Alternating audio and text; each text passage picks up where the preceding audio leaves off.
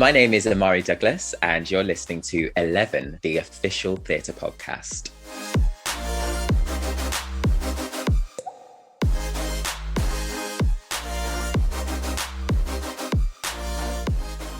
Hello and welcome to 11, the official theatre podcast that brings the biggest stars and creatives together in one place to discuss life in the arts. He's one of the biggest and most recognisable faces within the world of acting currently, thanks to his breakout performance as Roscoe Babatunde in It's a Sin, the Russell T Davies masterpiece that explores queerness, the HIV pandemic, and the power and beauty of love. But life hasn't always been seen through the lens of a camera, as he's a hugely successful career on the stage also to his name, including performances in Jesus Christ Superstar and Peter Pan at the Regents Park Open Air Theatre, Five Guys Named Mo at Shakespeare's world-famous Globe, regionally in Annie Get Your Gun at the Sheffield Crucible, and with Emma Rice in Wise Children. So let's get to it as we discuss his love and absolute dedication to the world of theatre, performing in a few stage shows where the building doesn't actually have a roof, the global outpouring and heartache over It's a Sin, and why he absolutely supports the idea of a stage adaptation being explored, and even what a musical of the show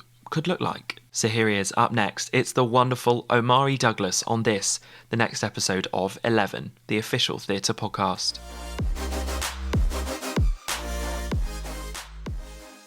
Just to let you know, due to the COVID-19 global pandemic, Omari and I connected digitally, so please forgive any brief moments while we wait for the internet to catch up. Enjoy.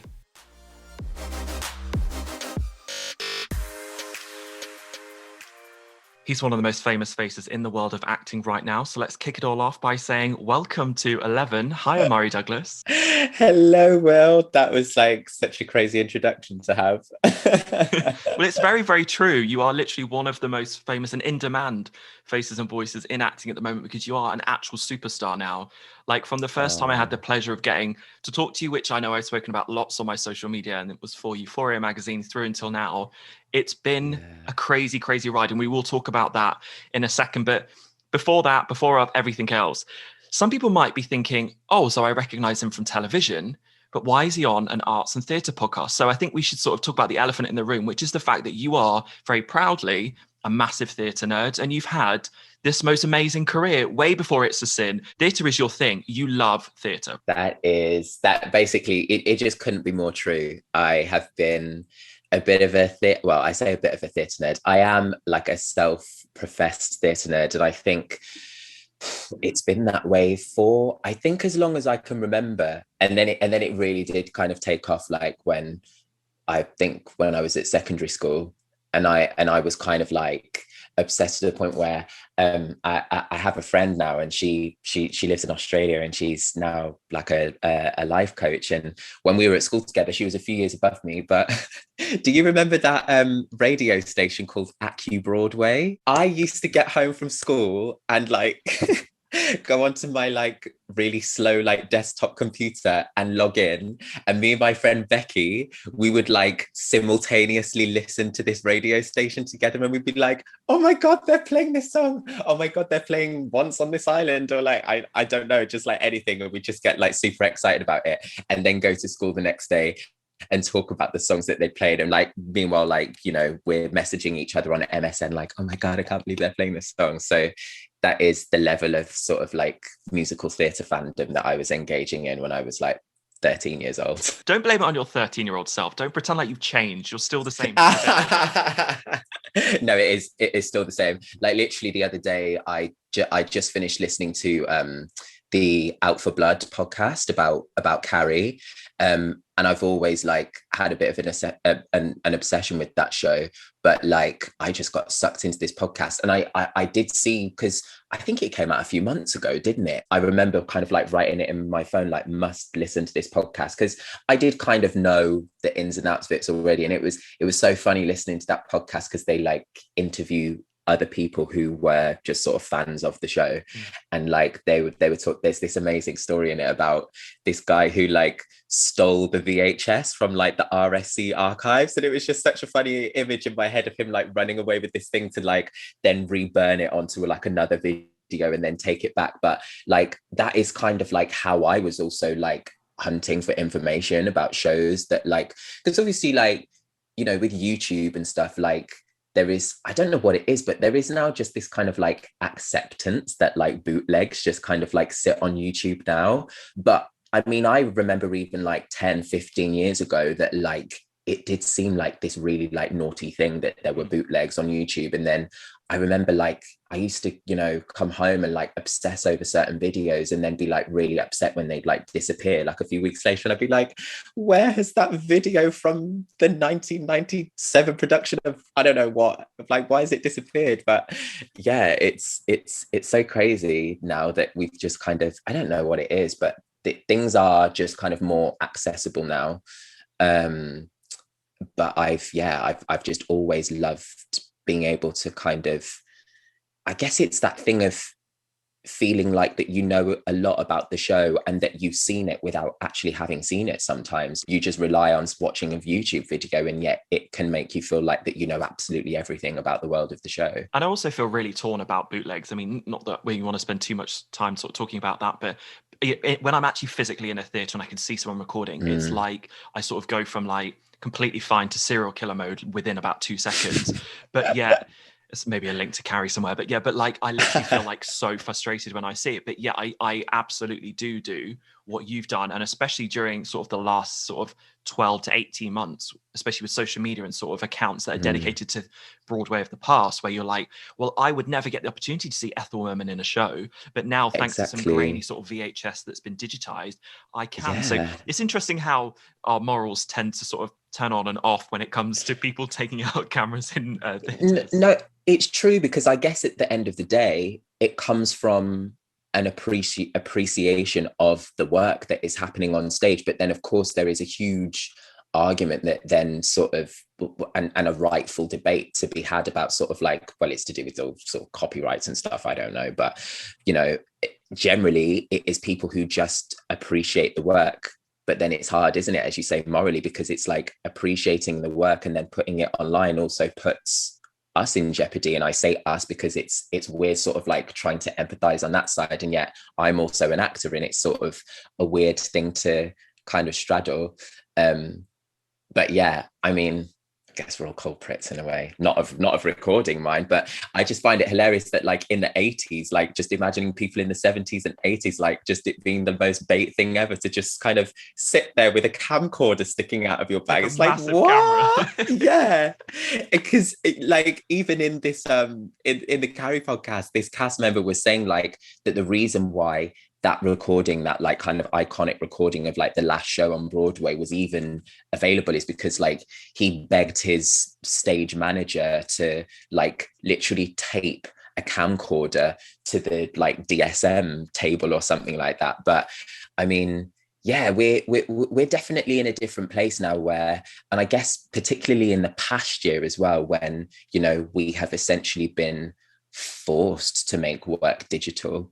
I don't think that we're probably going to be having the same kind of like arguments and battles about those kinds of things now, because I think we are just naturally more inclined to make work available online. Yeah, so it's such an interesting conversation about how it could potentially actually lead to other things, which is a good thing, while also how do you get to that point? And copyright, like you mentioned, it's a very, very long and detailed conversation that I wish we had time to go through. But I love the fact you keep talking about this Carrie podcast, because obviously it's second to my podcast because mine's the best. But I love these sort of like murder mystery podcasts that are coming out. I mean, Twitter seems to hate them, but I seem to love them. And Carrie specifically is such a good one because it's this show that actually did terribly in terms of reviews, like bombed in New York. I mean, the London production did very well. I absolutely loved it. And I think the cast album's like one of my favorites, but it has a few songs in it that are so fantastic and has this army of fans that it sort of will never go away. And it's funny, that sort of juxtaposition between commercial success and fandom.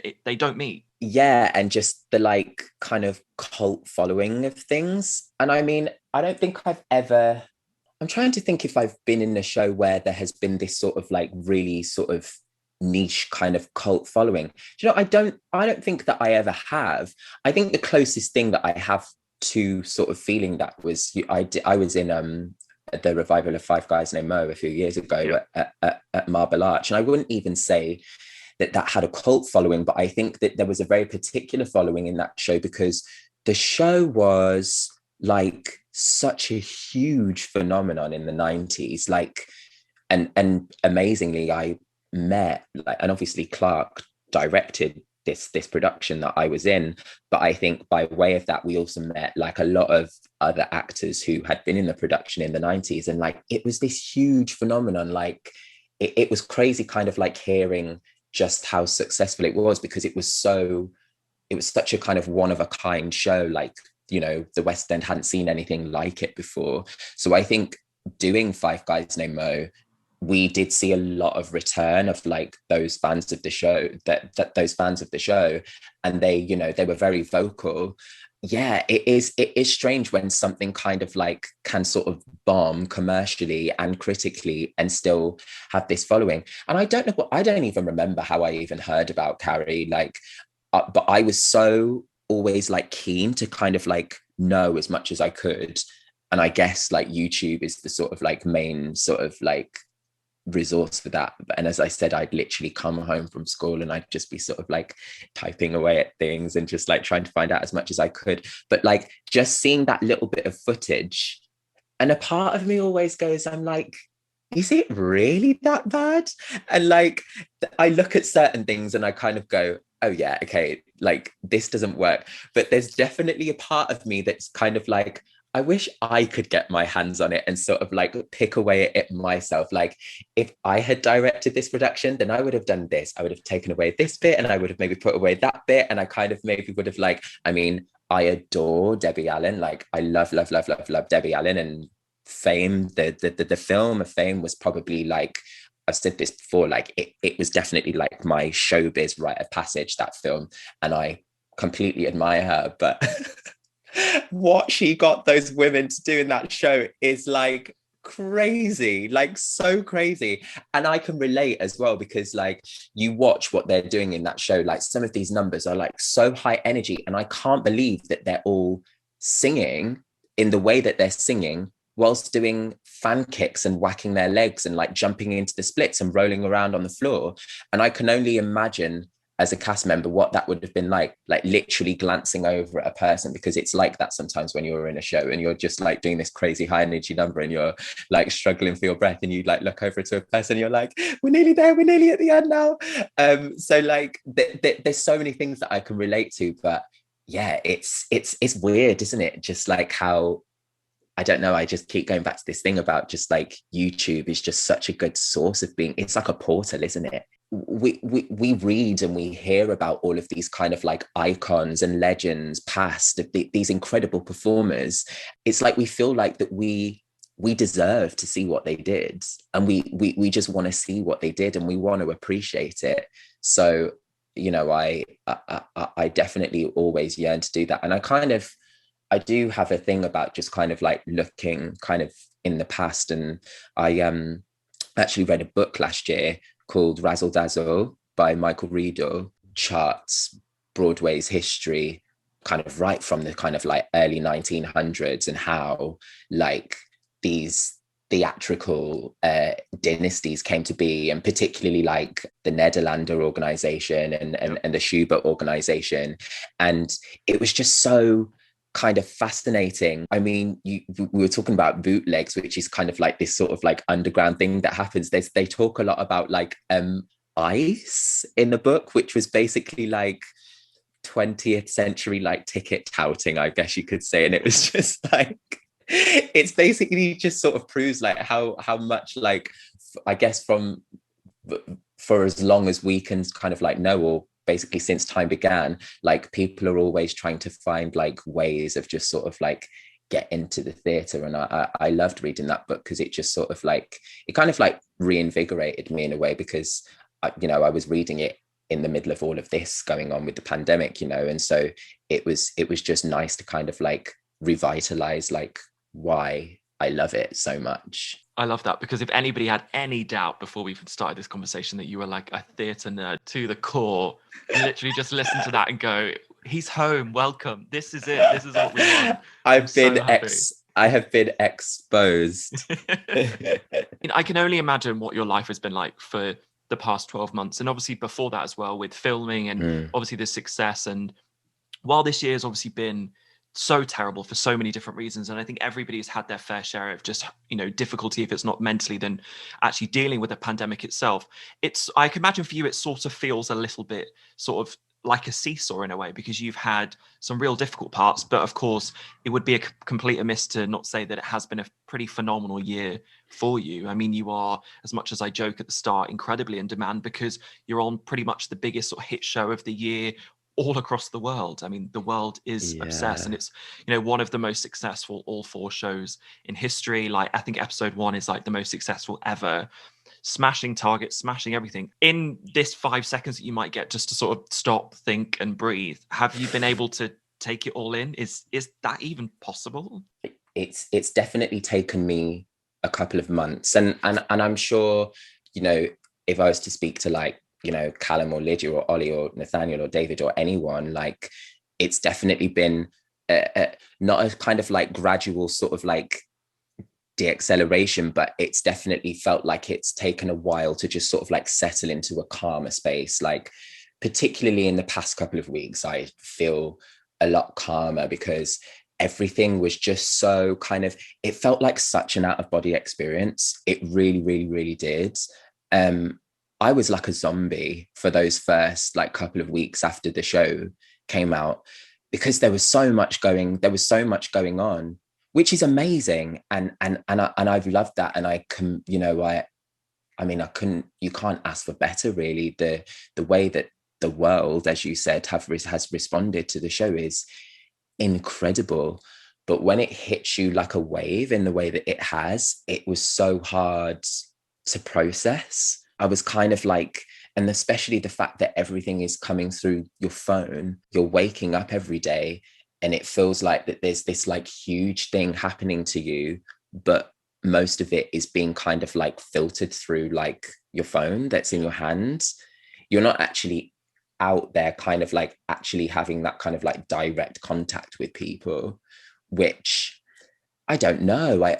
I think in a way, maybe the fact that like we've all been inside and that it has all had to be kind of like filtered through phones and stuff has maybe in a way made it sort of a lot more compact and sort of easier logistically. I mean, in terms of the people that we were able to speak to, and all the interviews that we were doing, and obviously everything is on Zoom, and so I guess logistically it makes things easier in a way, but still it's definitely like a really hard thing to process. But now I'm kind of, upon reflection, and it's so weird because we're in March now, and obviously the show came out, it was January 22nd, I think it was, or something like that. It feels like yesterday, but then also feels like such a long time ago, because so much has happened in between. And then even not just that, I think this coming June or July will have been like 3 years since I actually got the role. That is like great 2 years, sorry, since I got the role. That's really bizarre to me, really bizarre. And obviously I can't do maths, which is just showing just sort of like how crazy things have been.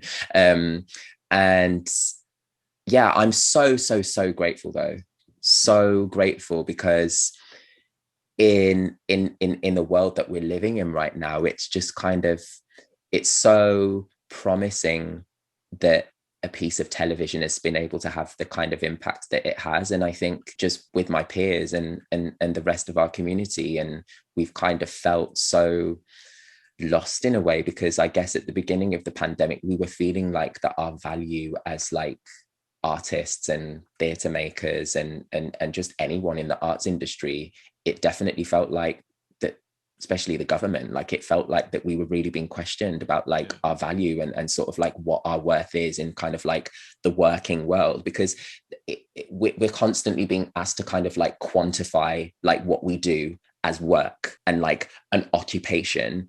And to have an event like this that has sort of like struck so many chords with so many different people and so many people from so many different walks of life, it's just a testament to the power of what we do. So it's just kind of like never question us again, Parliament. Yeah. I think they regretted that, especially if you look on social media. The reaction was exactly as I would expect. So I was very proud of everybody from all corners of the arts. But to go back to your point, I Yeah. actually think I might have maybe not the answer, but an answer to why I think it's been so successful. And it's actually Mm, just from the experience that I had, because I mentioned the Euphoria interview at the start, and because I got the opportunity, very luckily, to watch it before it came out. I was sort of part of that initial group. I think I'd watched the first one or two episodes. I feel like I watched the third one just after just before I spoke to you. yeah. And so I sort of I got it, but I don't think I got it until you actually go through the full experience. And I remember I watched it downstairs with the people that I live with, and we finished it at about 12:30 at night. Like, we just couldn't turn it off, and that was as that was not like us at all. And I think it was because you build up an emotional connection to the characters in a way that you essentially, when it ends, feel like you're grieving, not just because what happens, it's not a spoiler about what happens on the show, but just because you feel so emotionally charged and connected Mm, with the people, that when that stops and what happens, I think you then, when someone else watches it, you go through it again, and then obviously everyone's at different timelines, so therefore they just do it in their own time. And especially with the release in the United States on HBO and then all the other territories, every time anyone mentioned it to me, or my friends in the States said, "Oh, I listened to what you said and I watched it," you just sort of go, "Oh gosh, I've got to go through the emotion of why it's such a phenomenal piece again." And yeah. therefore, for you with the interviews and everything else, I mean, I can only imagine what that does to an individual. I mean, to try and find the good side in everything while also trying to be honest is, with want of a better phrase, I imagine quite exhausting. No, it's yeah, you're completely right. And it's hard, and it's really interesting you saying that about the sort of like the emotional connection that you feel to it, and sort of feeling like that you're having to sort of like revisit that every time someone else says that they've watched it. Because actually, I mean, maybe there is a part of me that kind of like shies away from like heading there too much, because I guess with any project that you do, it's always sad to kind of like feel like that there's a conclusion on it. And it kind of feels like, because I think, I mean, a way that I can kind of connect with it is like, so I mean, obviously the show's soundtrack is so amazing, but I have a playlist on my Spotify that I made kind of like as I was sort of in the run up to starting filming, and I kept adding to it kind of right up until the show's transmission. And to me, like that, I can listen to one, I could hear any song off of that playlist and it would take kind of like immediately like take me back to that world. And I definitely sort of got to a place where I was like, I can't listen to these songs anymore. Like it was almost like, do I need to kind of like divorce myself from this a little bit? Because Yeah. I don't know what it is. It's like at some point you have to move on. I don't know how true that is, but it is that thing of like, when you are so connected to something and when you spend so much time with it, and you you live in that place, like you immerse yourself in it, it is so hard to kind of like take yourself away from there. With so many interviews and kind of like speaking to so many people, I'm definitely kind of like viewing it from a definitely like much more objective place, where I feel like that I've kind of stepped away from it a little bit, Yeah.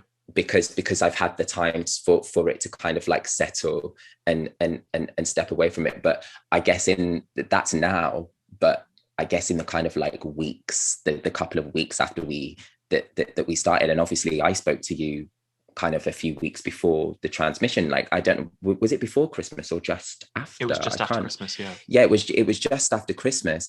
That particular space and time, the frenzy and the nerves and the excitement.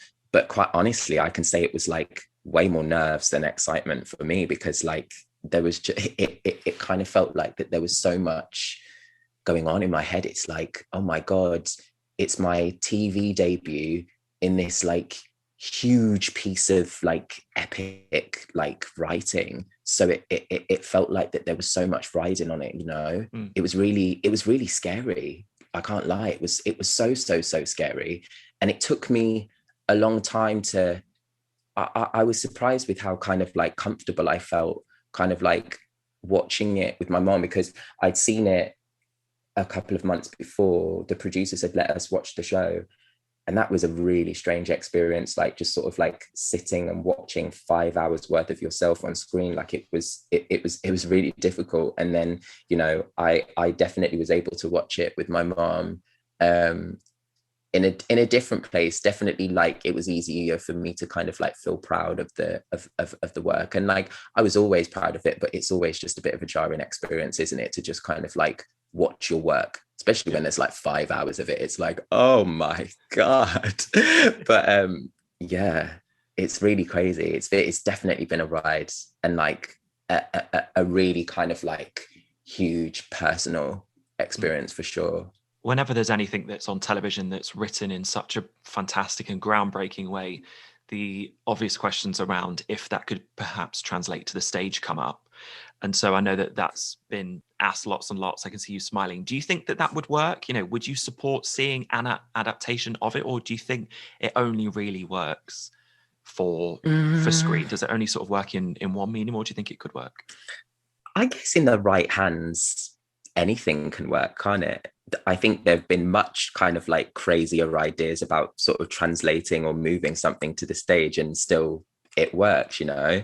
I mean, funnily enough, like me, Lydia, and Callum always used to like have this running joke about like what an It's a Sin the musical would sound like. And very often, like, we send voice notes to each other of just like us randomly like improvising songs that like from different scenes in the show and like what it might sound like. But I mean, that is us just joking. But in all seriousness, I don't see why it wouldn't. I don't really see why it wouldn't work. I think it's just a matter of it be like being in the right hands and being treated in the right way. But I'd fully support that for sure. Fully. Is it something that you would consider doing as well? Because I know people don't like to go back to it, or would you go No. do it but don't do it with me? Oh my god, no, no, no, no, no, no. I'd want to like just kind of like completely sort of like hand it over to someone else. I mean, I say I like Russell is probably the person to have that conversation with, because I mean, I'd be really interested to kind of like hear what he said. And in fact, I remember Lydia telling me that last summer someone got in touch with her because they were wanting to put on like a Years and Years the musical at Edinburgh Fringe or something like that.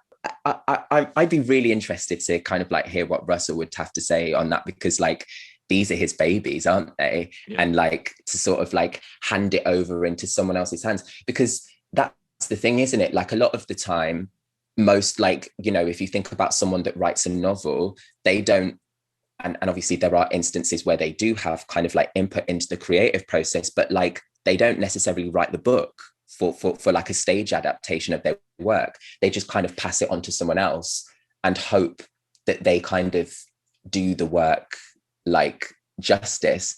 But that's so interesting that you say that, actually, because obviously I did Wise Children a few years ago at the Old Vic, and basically, and I hope I'm not paraphrasing here, but you know, Angela Carter's, so I think Susanna Clapp is kind of like one of the, like, she oversees at the Angela Carter estate and sort of like the archive of her work. And Angela Carter always said that she was so open to having her work adapted for the stage. And like when we made that show, like a lot of the songs in the show came from a playlist that Angela would listen to when she was writing the novel. And it's really interesting because like Angela Carter was very much of the sort of like opinion that like she wanted people to kind of like interpret her work in like whatever way they wanted, and she wanted people to be really adventurous with the work. And I guess in this instance, like, you know, when we made Wise Children, and obviously like most of this, and all due credit to Emma, like she really did kind of like take that novel and sort of like carve it into a show that was very much like in her voice and her style. So I think it is amazing when like it's a really brave thing to do for an author to be able to sort of like pass on that that sort of like liberty to another like artist, because you don't know what they're going to do with it. Like you don't know what's going to come out of that. So I think that's really amazing and just like vulnerable and sort of like brave of someone to go like, this is the story that I wrote, and you can do whatever you want with it. Yeah, I hope it's good. You have to be very willing, I think, to give up your work as well, which I know a lot of people, and I would definitely include myself in this, would not feel comfortable doing that. It's it's a Yeah. trust exercise, I think, but it's yeah, I'm always intrigued by adaptation. Sometimes I'm sort of like screaming, like, please find something original. But then when something is so good, it's like, well, actually, there are different ways that you can do it. I mean, going back to the It's a Sin thing, I think it's probably just my excuse trying to find a way to get Keely on stage. I mean, let's be honest, that's literally what I'm doing. So let's not pretend. Do you know what though? I like having now kind of like worked with her a little bit and sort of like seeing what she does. And obviously she has had a career on stage, but like I'm so keen to like see her on stage now. It's just kind of like made me appreciate even more the sort of like the value, and obviously not that it is the be all and end all, but I just think it is so great when you know that like actors have like had that kind of like, I guess you could sort of say like groundwork training and have sort of like have been on the stage and have sort of like had all of that experience, and as I said, like sort of like seeing the work that Keely does, it really makes me want to go, oh my god, now I'd love to see what you do on stage, because it makes you like appreciate it even more. We'll watch this space. I mean, there's absolutely no plans whatsoever, so maybe we can just manifest it into the world, and I'll see you in about 10 years when it happens. Maybe we can we can have a drink at the opening night. But I do want to talk to you about Regents Park, because I know you've done a couple of productions there, and one in particular is, I'm very, very honest in saying this, me and my mum, or my mum and I, we came to see Jesus Christ Superstar. What do I say? I mean, it was literally insane. I mean, it was actually ridiculous. I mean, there are, and then I saw it at the Barbican as well, which when you put a roof on it means that literally you think the walls are going to fall down. But I mean, I was going to say, was it like a religious experience? Interesting choice of words, but was it amazing? It was definite.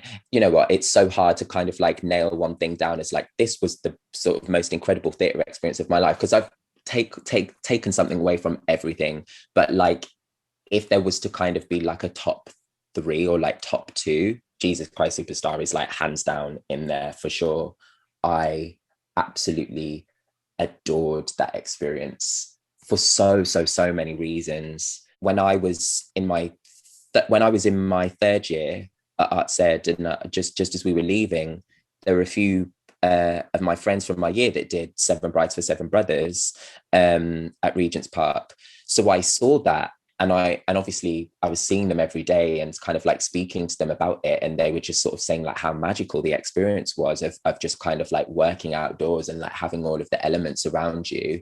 And people tell you how amazing it is to work at that theatre, but when you do get there, it's amazing. Like, it was such an amazing summer as well, and you literally have like all of the elements around you, as I said. And like, I have this like just innate fear of like wasps and bees, so it is always really entertaining when you're literally on stage and you're having to concentrate, and you've literally got like pigeons at your feet and wasps and flies and mosquitoes like flying around your head, and you're literally like, I'm in the middle of the show and I literally cannot scream right now, because that is normally my reaction to seeing a wasp. It was also just the most amazing creative process, and I've always loved Jesus Christ Superstar. It was like one of the very first school productions that I did when I was at secondary school.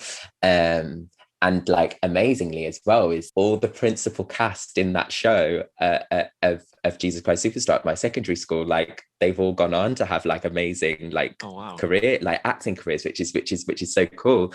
So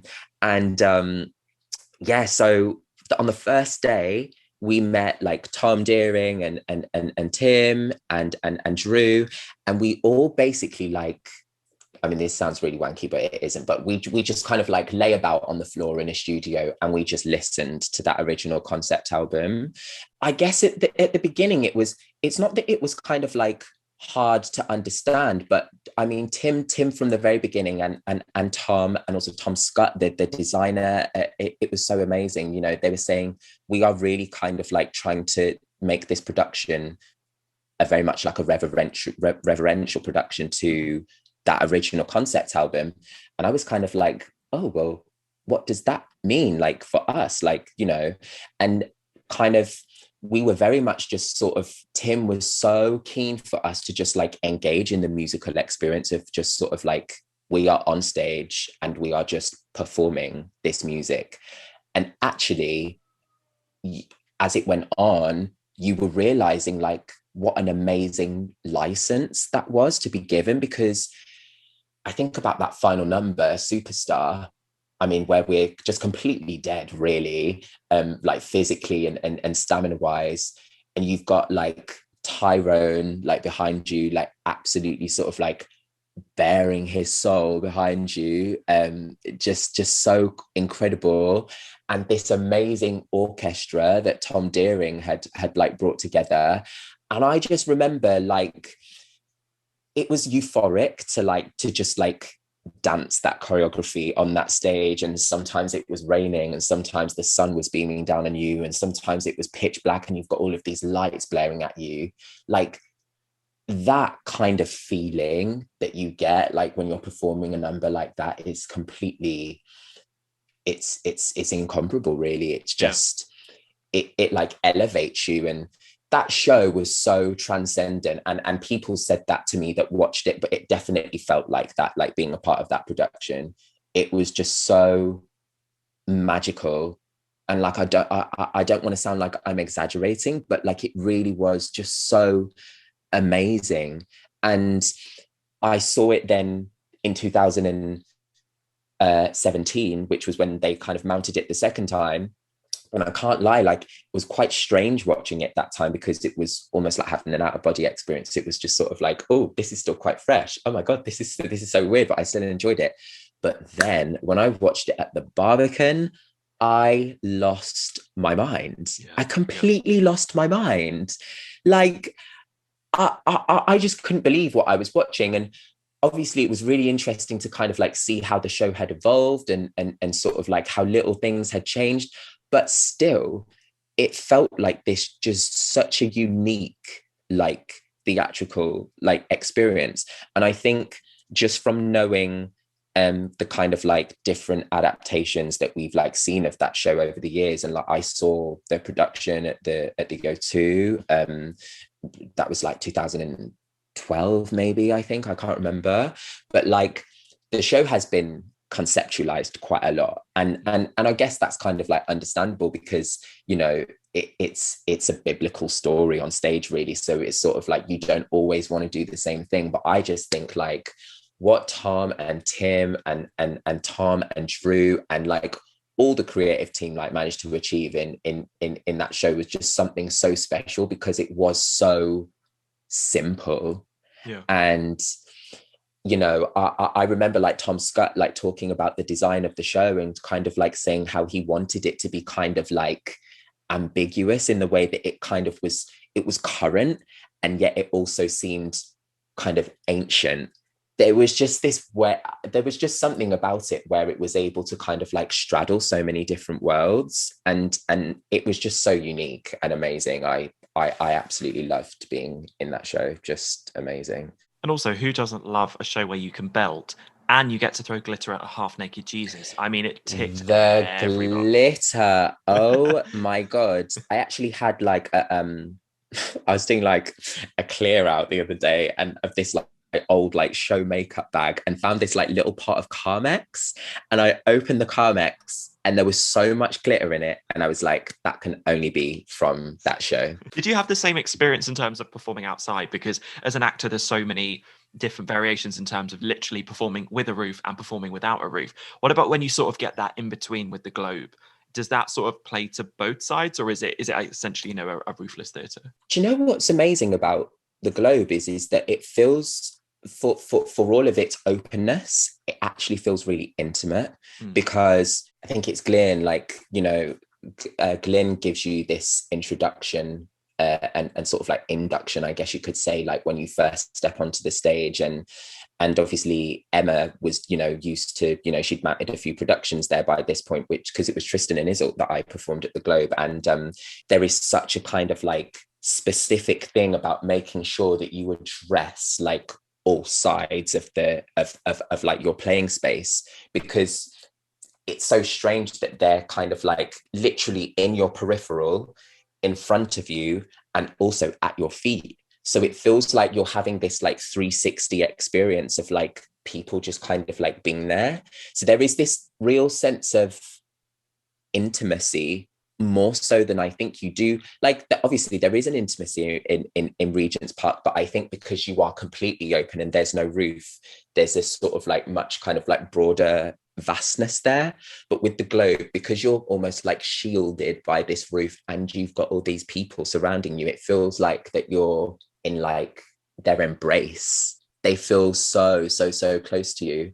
Although I do remember there was like a lot of fainting going on, like when we were performing Tristan and Isolde at the Globe, because that was like some crazy summer, and we were all wearing like anoraks and like knitted balaclavas in that show. It was I've never sweated so much doing a show before. It was really quite disgusting. But like I remember just kind of like looking into the seating and it'd be like, oh, they fainted as well. It was so crazy, just like being that close to an audience to see all of that stuff. It was really wild. You're just a bit like, excuse me, the attention's over here, thank you. I'm working Yeah, quite hard in this pack-a-mac, yeah, like pack it in. exactly. And actually the very first show that I did when I left drama school was High Society at the Old Vic, and at the time the theatre was in the round, and that was another experience where like they were really at your feet. They were so close to you. And I remember, I think it was during a preview, like going out onto the stage, and there was this woman who was sat in the front row of the I guess you could sort of say the front circle, because they were kind of like surrounding you.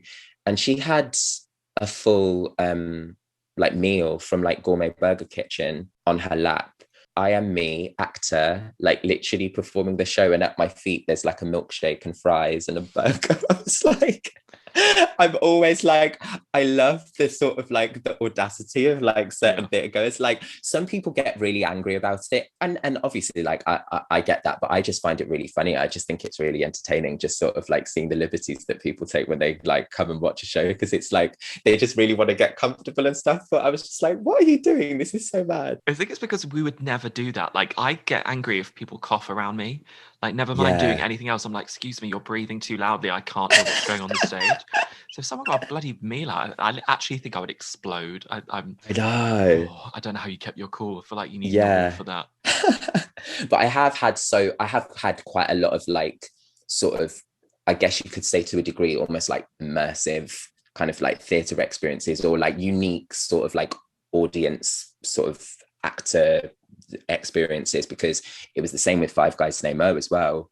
That was pretty much in the round as well, and like a lot of crazy things happened on that show as well, because they had this like cabaret style seating. So there was a kind of like slightly raked audience at the back, and then we had this giant revolve, and there would be an audience like on the outer side of that circle, and then there would be all these like tables and chairs, this cabaret vibe in the middle.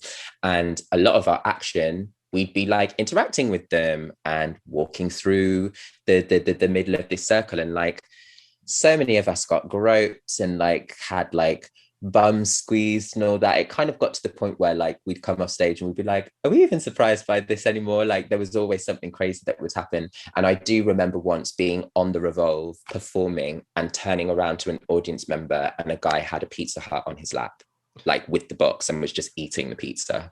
Like, I mean, very brazen, but funny. Funny now, not at the time. At the time, you were like, excuse me, I've done 7 shows this week. Pay attention to me. I'll have a slice, actually. Yeah. You should have done that. I imagine he'd have probably gone berserk, or maybe even got with it. That's actually quite smart. Maybe we don't need to buy food, get food from audience. Just take it from the audience. Yeah. I'm very conscious of time because we've been speaking too much about Carrie at the start that I've got to stop asking you other questions. But you have performed at some of the most amazing venues as well. I mean, you've literally performed at Regents Park. I mean, this is not all of them, by the way. Obviously, you mentioned Marble Arch. The Crucible in Sheffield, which is a theatre that I've worked at, which I absolutely adore. Oh my God. Obviously, the actually had I had my most embarrassing like stage moment at that theatre, actually. Tell me. So I was doing Annie Get Your Gun with the amazing Anna Jane Casey, who was playing Annie, and Sun in the Morning and the Moon at Night in like Act 2. And it was this sort of kind of like upstairs, downstairs number, and we were all dressed as like maids and waiters and things. And part of the choreography was that like I had to take like a silver tray and place it on top of a plinth that like had all of these like little plastic champagne flutes on, and I had to balance it on it and then kind of like run in to rejoin the choreography. And this was on the press night, bear in mind. And for some reason, the show was just like a little bit cursed, like little things just kind of kept happening. And we were like, oh God, why's that happened? And I remember coming up the VOM entrance with Matt Croak, and AJ had to sit on Matt's shoulder, and Matt stood her up, and then I held her hand and kind of like did this promenade around with her. And it all started when AJ sat down, her foot got caught in her skirt, and like Matt couldn't like stand up with her. So I remember just being like, oh, she's not on the floor, they're staying on the floor. So I remember just walking around in a circle really awkwardly with this tray, and I was like, okay, just try and cover this as best you can. And then in the previous scene, someone had spilt their drink, like their prop drink, on the floor. So as I was running to put this tray on this plinth, my feet, like literally, I went horizontal and I landed on my ass, and I literally skidded into the audience, like onto someone's lap, basically. And this tray, I remember like for like 2 seconds, everything became like slow motion. And I remember seeing the tray fly in the air, and it landed. And you know when you like spin a coin and it just takes it, that is exactly what this tray did. And it was just like spinning and spinning and spinning and just making the loudest noise. And I was so embarrassed, obviously, and I literally sort of like clambered like back onto the stage and sort of just like crawled and tried to like rejoin the choreography. So yeah, that was literally just the most embarrassing thing to ever happen to me on stage, but I can look back on it and laugh, so it's fine. Yeah, as long as you laugh now, because that will never happen again, because you'll make damn sure that it doesn't happen again. Yeah. What's next? I guess, what would you be open to? I mean, we're just desperate for you to, well, I mean, we're desperate for theatre to open, full stop, but obviously desperate to see you back on a West End stage. Is that something that you would consider, or have you gone into the world of sort of television forever now? Obviously, it's sort of like all dependent on sort of the world that we're living in right now. Fingers crossed, like I might maybe be back on a stage at some point this year. That sounds possible, which rather than a no, I'll take a possible. So absolutely here for that. So that sounds very exciting. Well, good luck with that. Fingers crossed we do get you back on stage or screen very, very soon. But thank you so much for going through. I mean, I feel like I've just gone through your CV and told you how amazing you are. So I feel like it's a little bit embarrassing for me, but just thank you so much. It's such a pleasure. And congratulations on your success. It's so unbelievably deserved. And for the 3 people in the world that haven't watched it, so please go do watch it, and then you'll understand exactly what we've been talking about. For the rest of us, we're going to go listen to the Carrie soundtrack and go watch it on YouTube. So see you there. Yes, absolutely. Thank you for listening to me like just sort of like rant and rave about it for like the past however long we've been speaking for. It's a pleasure. I like bombarded you with it, but thank you. You've been listening to 11, the official theatre podcast. Find out more about 11 at 11podcast.com or via our official social channels.